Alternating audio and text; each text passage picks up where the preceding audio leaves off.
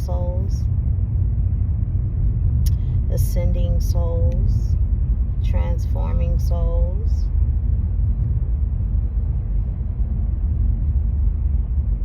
Sending you all love and light, health, wealth, abundance, prosperity, peace,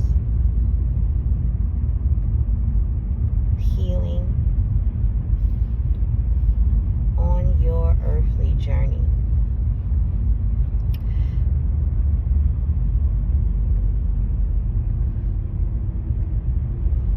I want to make a part 2 to the video that I made about being on the right side of karma. I feel like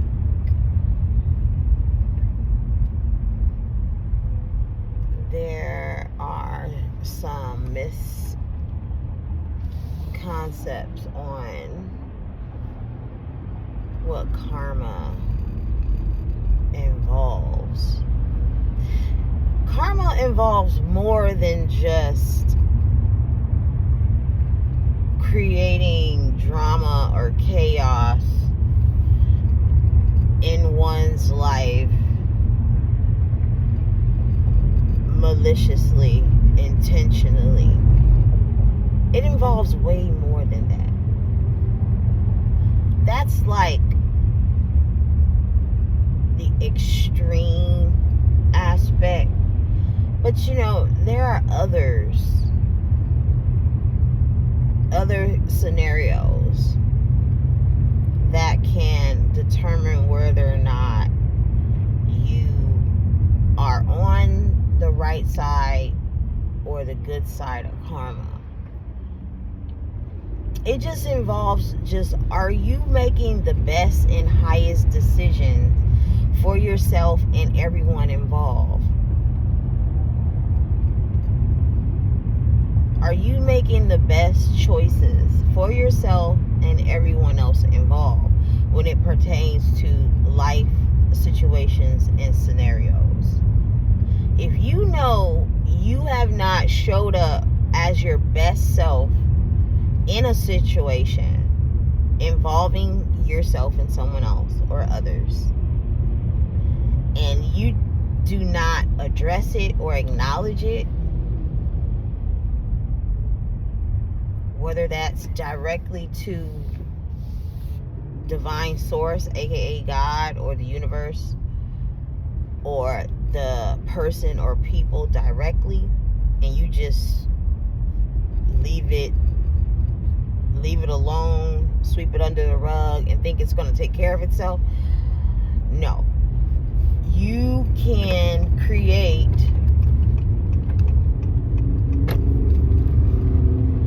misfortunate karma that way, because you're living daily knowing that a conversation needs to be had to clear the air, to clear the confusion, to clear the fog, and you choose not to address it. There could be karmic consequences for that, because the thing is, we know right from wrong. We know when we're in a wrong, and we know when we have wronged someone. If you don't know you've wronged someone, you lack empathy and you are narcissistic.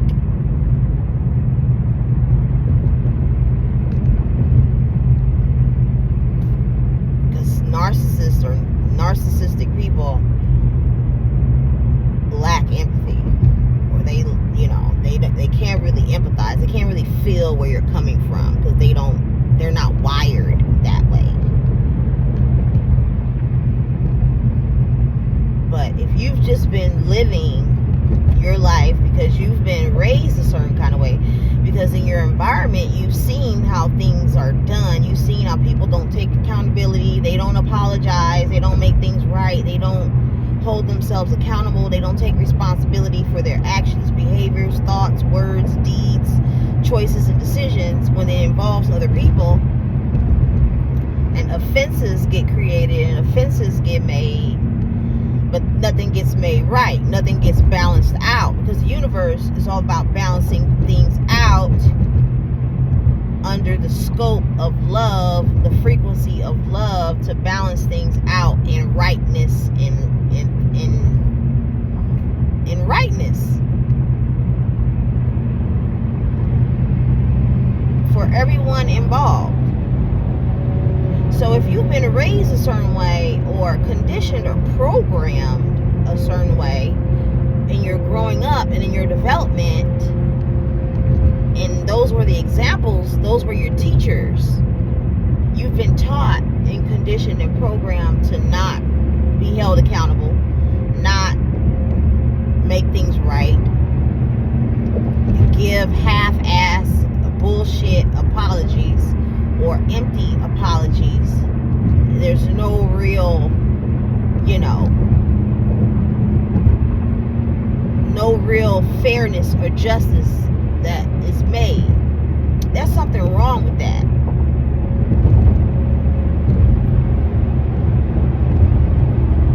So to ensure that you stay on the right side of karma, you just have to just do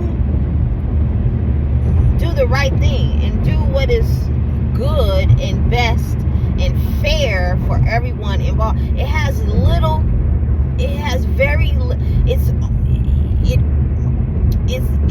It's more than just going out there doing someone just malicious and evil and just dead wrong intentionally or underhandedly or deceptively. It's deeper than that.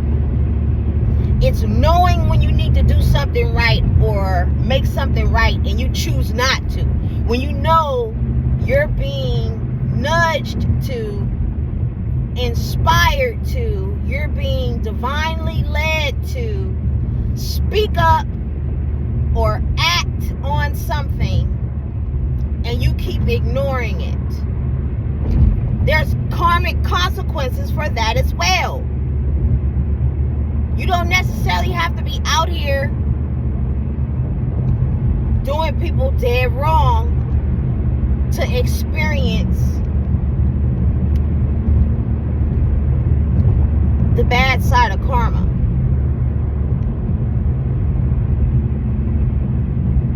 You can experience the bad side of karma by your thoughts, your words, and or your actions.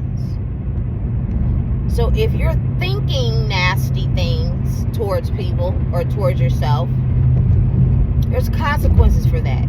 If you're speaking on something or someone in a malicious way, there's consequences for that. And if you take it even to the extent of acting on what you think and speak on, or what you feel in your heart, okay? Because malice and evil is in the heart of a person. And you can tell what's in the heart of a person by what they think, what they speak on, and what they act on. Now, there are a lot of people who are good at hiding their wickedness. And then there's some that are not so good at it. But if you are paying close attention, they can only hide for so long. Okay? Because the devil is not good at hiding. Okay? They can hide behind angelic image, dress it up like they are upstanding and righteous and balanced and tempered when they are the lack thereof. And if you know what to look for and know what to sniff out, you'll be able to tell what you're dealing with. I've reached a point on my journey, I have little to no patience for anyone who operates in such a low vibrational manner. If you're the type of person to think nasty, have, malice and evil and jealousy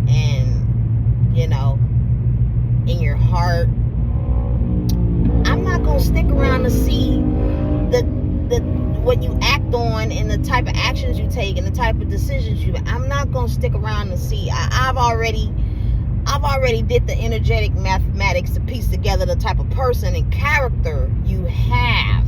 So therefore, I don't want to be around that, okay? Because I don't get down like that. I don't operate like that. My energy is above that. So anyone who operates in that way, see, that's why people that do, they hide it, because they know that it's lowly. They know that it's lowly and it's weak and it's poor.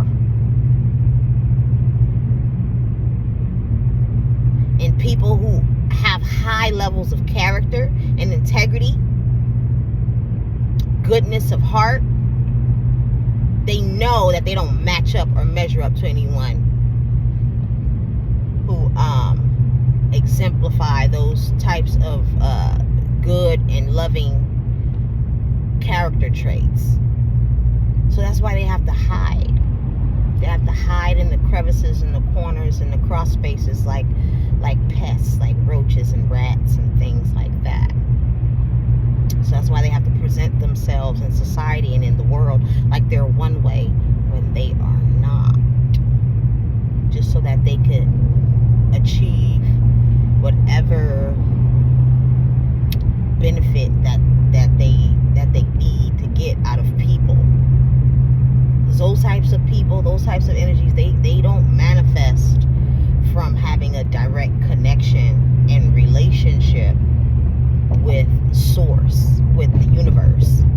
They're only tied to this. They're only earthbound. They're only earthbound and hellbound. So they can only access the material realm from a material level. So that's why they have to weasel and slither and snake around and sneak around and navigate through people, you know, using people for whatever that they can get out of them. You know, it's very narcissistic and or toxic. You just have to be able to recognize. There's a laundry list of narcissistic traits that people fall under. I mean, you can look them up on Google so you know what you're dealing with. But yeah, so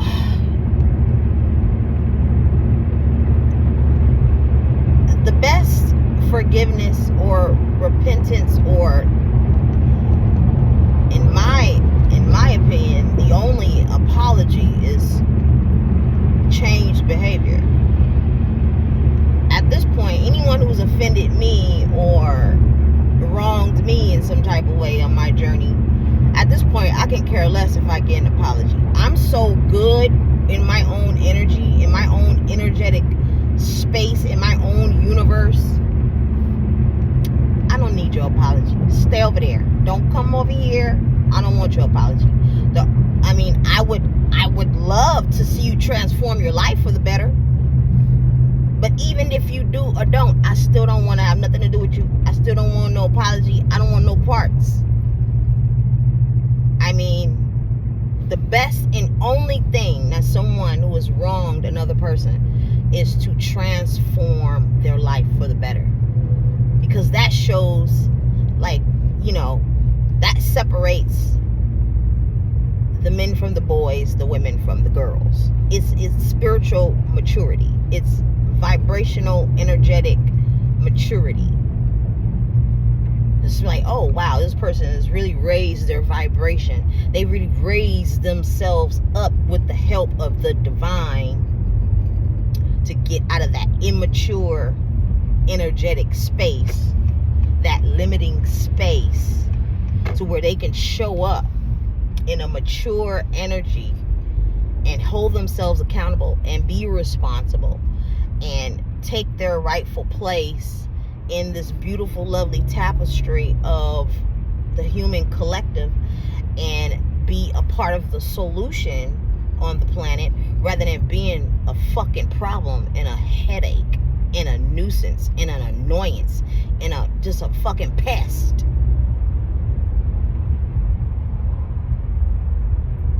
Okay? The earth can use one less asshole, don't you think? I mean, there's so many. I see it every day when I'm out in traffic, and how people, you know, speed ahead and cut you off. It's like, yo, you are not managing yourself well. And that's very childish. Children act like that. And they have to be corrected. And they have to be properly checked and put in their place. And told and taught, this is not how you behave. This is not how you show up in life and in the world. Because there will be consequences. Okay? The karmic consequence, they might not show up overnight. But if that's how you've been investing your energy, mentally, emotionally, physically, spiritually, you've been investing your energy being nasty, naughty, just wrong, some dead wrong, like the energy you put out, you're gonna receive it back. The universe keeps count. The universe keeps record of energy. Your thoughts are energy, your emotions are energy, and your actions involve energy.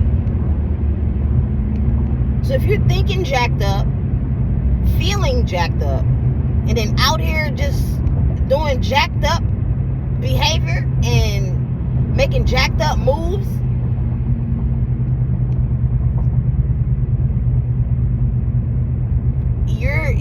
you're bringing the karma onto yourself.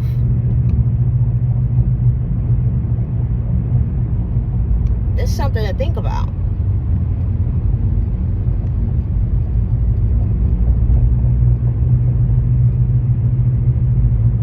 So it's deeper than, okay, all these conscious people in the world, on the planet, that are encouraging and inspiring others to heal their childhood traumas and their wounds and their mother wounds and father wounds that they developed. No one is promoting healing. We're trying to help you not create bad karma for yourself by staying in those lowly energetic places. Because the longer you stay there, the more karma you're going to rack up. The longer you leave yourself in those weak energy, those weak emotions, those weak behaviors, those weak habits, those weak addictions and attachments centered around your ego,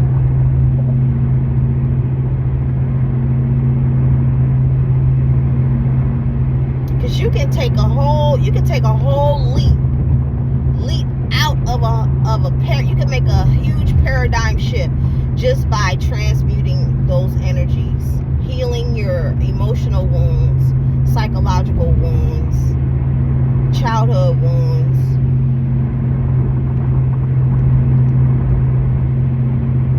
Healing can really change the trajectory of someone's karma. Now, don't get me wrong, it won't remove you still have to pay what's been dished out.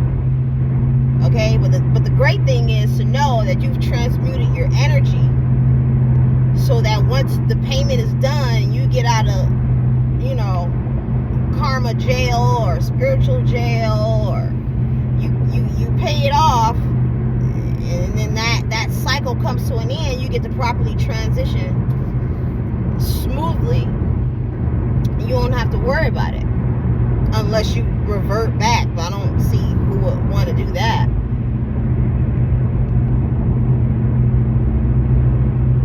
It's something to think about, friends and family. I just wanted to put that out there. That's all I have for you. Take care. Wishing you all happy healing, happy ascending, becoming better, becoming your best, highest versions.